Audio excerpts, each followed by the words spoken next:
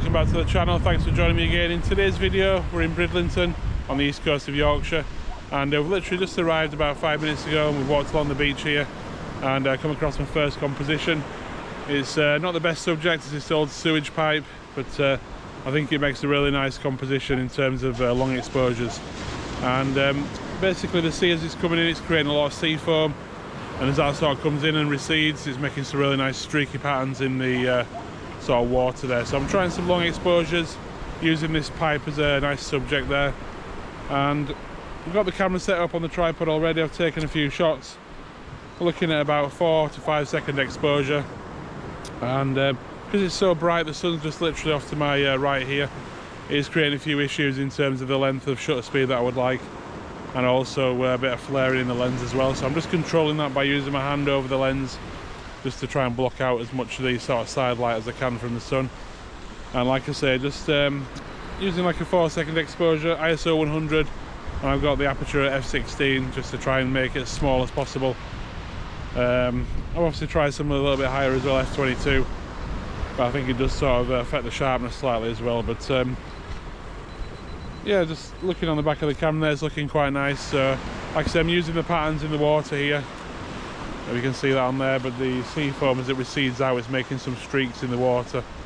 So 4 or 5 seconds is producing some really nice sort of patterns in the water there, so it's looking pretty good. So I'm going to take quite a few shots here now, spend about 5 to 10 minutes just as the tide recedes, and then we're going to have a walk on and see if we can come up with anything else. So yeah, I'll put them on screen for you now.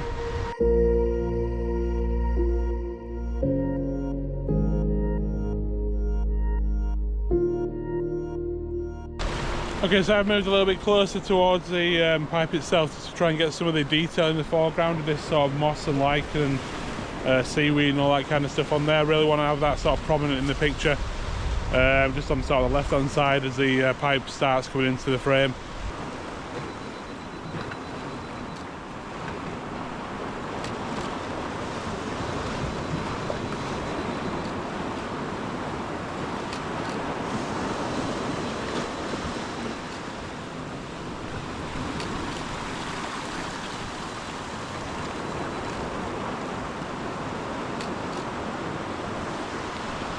So as you can see, there's plenty of different sort of wave formations coming in there, leading to different kind of like patterns in the foam as it goes back out there. So that's really interesting, that. So.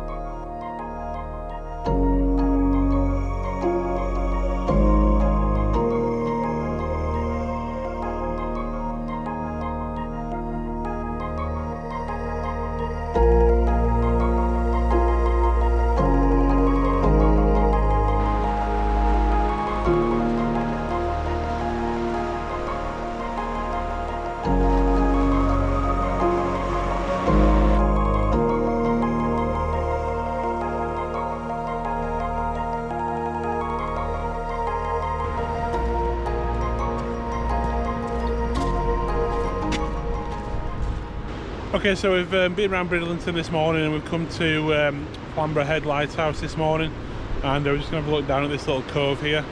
Some really nice sort of rock formations and sea stacks over there, so I'm going to try some long exposures and see if I can come up with some interesting shots down there.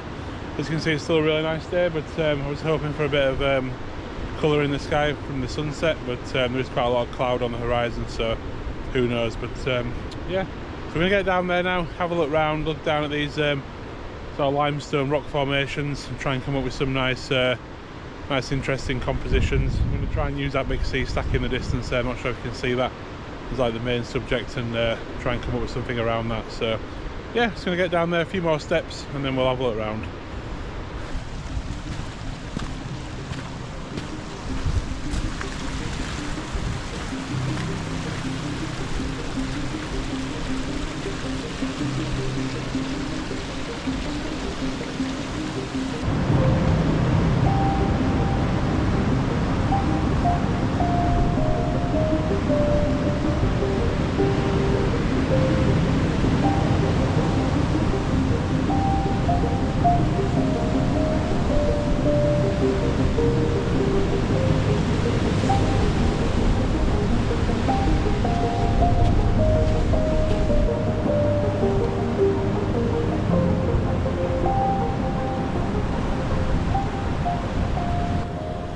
I've set up my first composition now, and I'm not 100% sure about it, to be honest with you, but I just wanted to try and use some of the limestone kind of leading you up to the sort of peninsula and the sea stack in the background there, but it's kind of pointing in the wrong direction, and the sea's sort of coming in now. It is sort of getting close to high tide now, so the sea is making its way up the beach.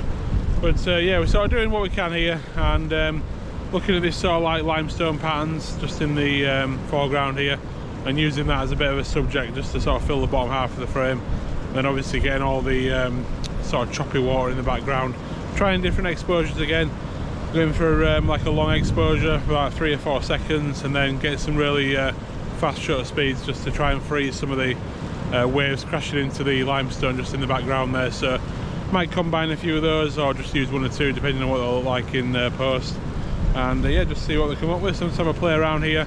The limestone's looking really good as a bit of a subject in the foreground in terms of its colour and its texture. Like I say, it's just sort of pointing in the wrong direction, so it's slightly off, but we'll see if it works, this image, and we'll have a go in post-production trying to sort of make it work, if you know what I mean. So I'll put it on screen for you now, and I'm just going to head a little bit further down now to try and get that sea stack a little bit more separated, and see if we can get something with that. But like I said, the tide is coming in now, so it's going to be a little bit challenging this, but I'm going to give it a go and see what we can come up with.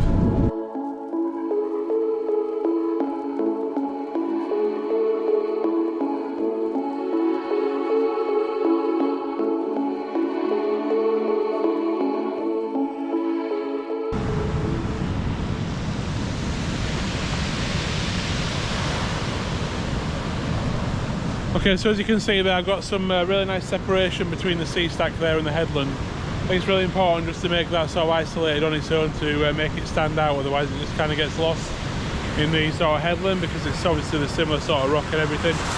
But whoa, you alright? Been some really big waves coming in here, some rogue waves sort of trying to take us out there. But Sarah's doing a good job keeping hold of the bag there for me while I'm doing this. But yeah, so basically I've gone for some long exposures again there just to try and smooth out the water.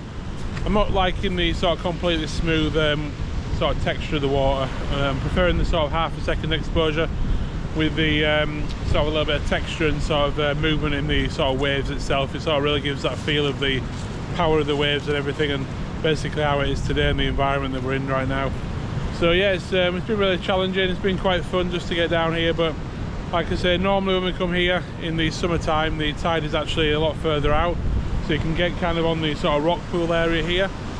You can get even right up to that sea stack there. The sea's normally that far out, so normally you get sort of cascades of water coming off and things like that, which I thought it would have been today, but obviously with the tide being a lot higher in, it's obviously a little bit sort of different to normal. So yeah, we just had to adapt it and basically, you know, shoot from a distance, if you like, and there's not as much texture in the sort of foreground, whereas normally you'd have that sort of rock pool area just in the foreground here. But yeah, it's been nice just to get down here, just to get out for a bit of fresh air, and yeah, I think the shots look pretty good. There is some really nice waves breaking at the back there as well, so I've taken quite a lot of sort of quick short exposures, and might even blend them together and come up with kind of like a time blend scene. So I'll put them on the screen for you now, the images that I've taken, and I think we're going to have just a little wander around and see if we can see anything else further around the beach, and I'll put you back on if I find anything interesting.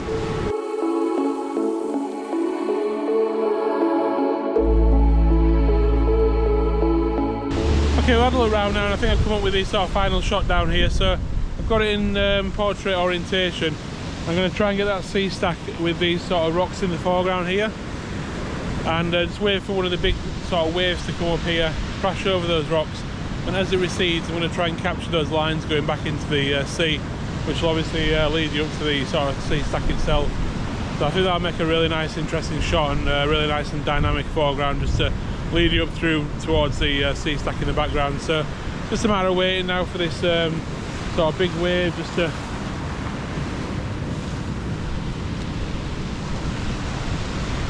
come up there. I thought there was one coming, but not quite.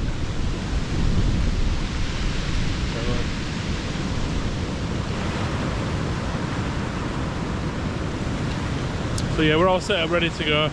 Just a matter of waiting now just for this wave to come in. We're kind of reaching halfway at the moment, but every so often there's like a giant wave that comes in. and hopefully that'll come up right up to the camera, and then as it recedes we'll get some nice lines coming off the sort of rocks there as it leads back into the sea. So this might be it now. Whoa. So as you can see there, all that sea foam just making some lines leading back towards. So yeah, we'll just try a load of them and just see if anything turns out nice. It's just a matter of a sort of trial and error waiting game, if you like, just to see if you can capture that exact moment that you want with the sort of patterns in the waves that you want and everything, and in the water. And having that sea foam just forming the right sort of channels going down towards the subject there, which is a sea stack in this case. So yeah, I'll give you like 5-10 minutes and just see if we can come up with one of these shots, and I'll put it on the screen for you now if I capture anything decent, and hopefully I will, so it should be good.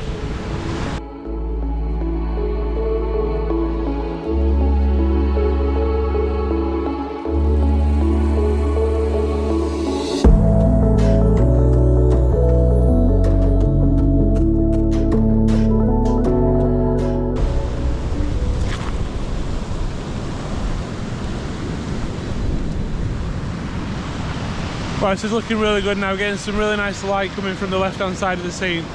It's really sort of shining through and lighting up this whole sort of like bay area here.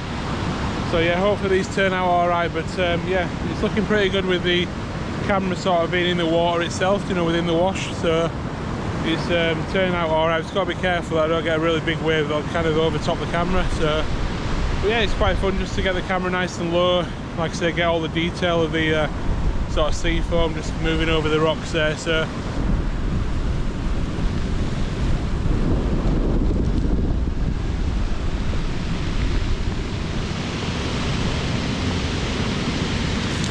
well, that's good. Very challenging conditions here now, but I'm not sure if you can pick this up on the GoPro, but there is the rainbow. The other half of the rainbow is falling right between the stack there, so I'm trying to capture that at the moment. Both of them doing a good job, and it's picking it up. You can kind of see on the LCD there, but whether it turns up in the images or not, I don't know. But I'll have to have a look at these images when we get back and see what they look like, basically. But it's a bit of a rush, this, trying to manage the sort of waves coming in and trying to capture that rainbow before it stops. But just trying to fire off a load of shots here. This could look really nice, this. So yeah, hopefully these turn out all right, and if I manage to capture that rainbow, I'll put that on the screen for you.